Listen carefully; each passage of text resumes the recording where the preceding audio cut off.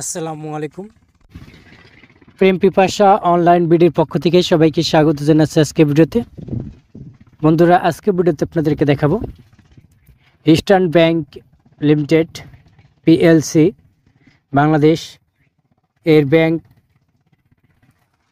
যে internet banking SBL Digi banking apps, এই অ্যাপসের পাসওয়ার্ড বা ইন্টারনেট ব্যাংকিংয়ের যদি পাসওয়ার্ড আপনি ভুলে যান, কীভাবে সেই পাসওয়ার্ডটা আপনি রিকভারি করবেন বা ফিরিয়ে আনবেন নতুন করে পুনরায় পাসওয়ার্ড রিকভারি, সম্পূর্ণ ভিডিও আজকের এই ভিডিওতে দেখাবো, সম্পূর্ণ পদ্ধতি।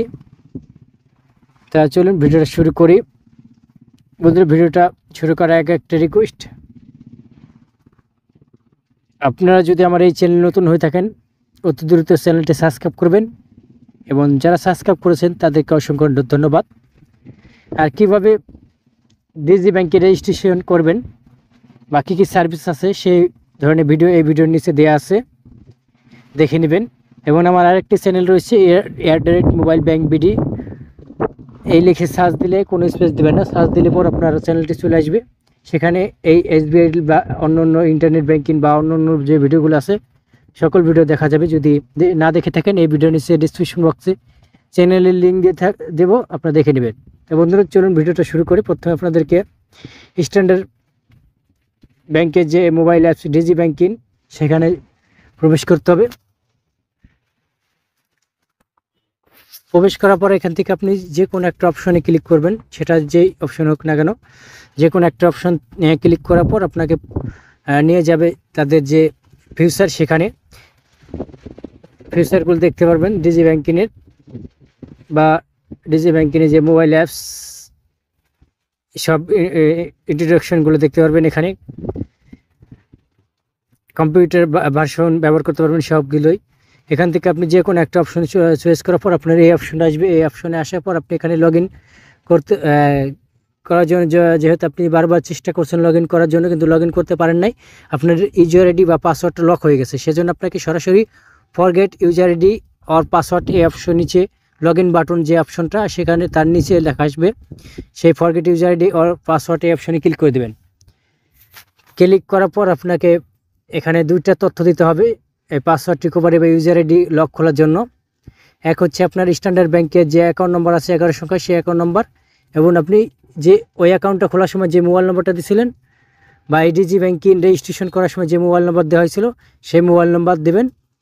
মোবাইল নম্বর দিয়ে ওটিপি চ্যানেল সেট করে দেবেন।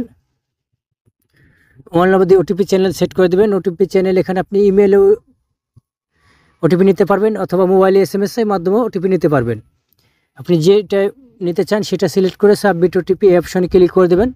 সাবমিট ওটিপি অপশনে ক্লিক করার পর আপনার রেজিস্টার্ড কিন্তু মোবাইল নম্বরে 6 বা ইমেলে 6 সংখ্যার ওটিপি প্রদান করা হয়েছে, সেই ওটিপিটা মোবাইলে চলে আসার পর আপনি সেই ওটিপিটা কপি করে এখানে বসিয়ে দেবেন।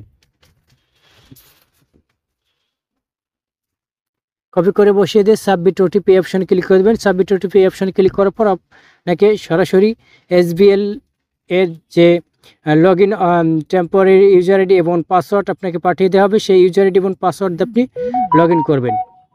লগ ইন বাটন চলে যাবেন।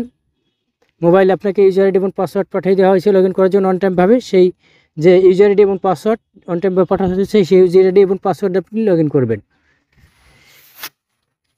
স্ট্যান্ডার্ড ব্যাংক থেকে যে ইউজার আইডি এবং পাসওয়ার্ড পাঠানো হয়েছে সেই ইউজার আইডি এবং পাসওয়ার্ড দিয়ে আপনি লগ ইন বাটন ক্লিক করে দেবেন।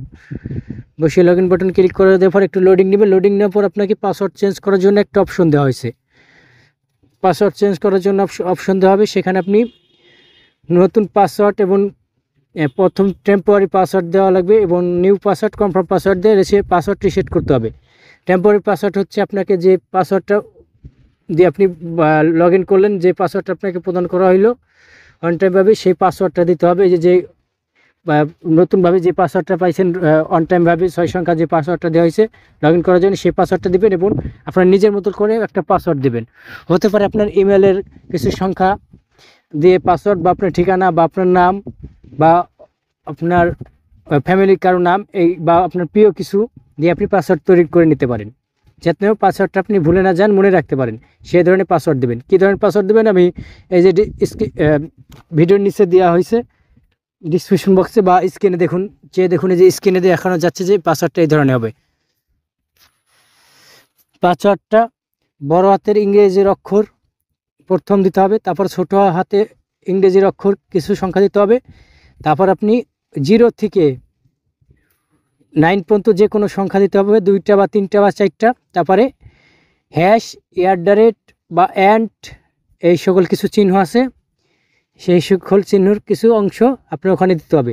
যে কোনো 1টা 2টা বা 3টা দিলেই হবে, এবং 12 থেকে 8 সংখ্যার ভিতরে এই পাসওয়ার্ডটা তৈরি করতে হবে, কম বেশি হলে হবে না।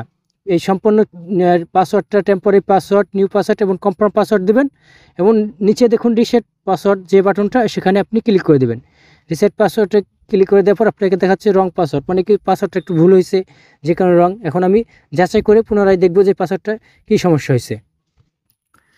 একই ধরনের পাসওয়ার্ড বারবার দেওয়া যাবে না এবং ব্যবহার করা যাবে না, তাহলে আপনার পাসওয়ার্ডটা নেবে না, লেখা আসবে রং পাসওয়ার্ড। আমার এইটাই ভুল হয়েছিল, আমি এই পরবর্তীতে পাসওয়ার্ডটা চেঞ্জ করে দিছি, এখন সম্পূর্ণ ঠিক হয়ে গেছে। পাসওয়ার্ডটা ঠিক করে দেওয়ার পর এখন রিসেট পাসওয়ার্ডে অপশনে ক্লিক করলাম। ক্লিক করার পর দেখা যাচ্ছে যে পুনরায় আবার একই সমস্যা হচ্ছে। আমরা আবার দেখবো যে এখানে যে পাসওয়ার্ডটা আমরা অন টাইমভাবে দিয়েছিলাম সেই পাসওয়ার্ডটা ভুল। হ্যাঁ বন্ধুরা, এইটাই হয়েছে, আমরা যে অন টাইম পাসওয়ার্ডটা পেয়েছিলাম সেই পাসওয়ার্ডটাই ভুল হয়েছিল। এখন পুনরায় আমরা পাসওয়ার্ডটা সঠিকভাবে বসিয়ে ডান অপশানে ক্লিক করা, রিসেট অপশানে ক্লিক করার পর দেখা যাচ্ছে যে সাকসেস, পাসওয়ার্ড চেঞ্জ সাকসেসফুল। ডান অপশানে ক্লিক করে ব্যাগে চলে যাবেন। তো বন্ধুরা, এভাবে খুব সহজে আপনারা নতুন করে পাসওয়ার্ড রিসেট করবেন এবং লক খুলে নেবেন। ইউজার আইডি লক হয়ে গেলে বারবার ভুল পাসওয়ার্ড দেওয়ার কারণে লক হয়ে গেলে লক খুলে নেবেন এবং পাসওয়ার্ড সেট করে নেবেন কোনো ঝামেলা ছাড়াই। তো বন্ধুরা, ভিডিওটা দেখে যদি আপনার উপকার হয়ে থাকে বা ভালো লেগে থাকে, ভিডিওর নিচে লাইক বাটন দেখবেন, লাইক করে দেবেন, কমেন্টে মতামত জানাবেন এবং শেয়ার বাটন ক্লিক করে ফেসবুকে শেয়ার করে দেবেন। সাবস্ক্রাইব বাটন ক্লিক করে ডান পাশে যে বেল বাটন আছে সেখানে অল নোটিফিকেশন অন করে দেবেন, এবং পরবর্তীতে এই ধরনের কোনো ভিডিও আপলোড করলে সবার আগে চলে যাবে আপনার মোবাইলে ভিডিওটা। তো বন্ধুরা, ভিডিওটা দেখার জন্য ধন্যবাদ। আল্লাহ হাফেজ, ভালো থাকুন সকলেই।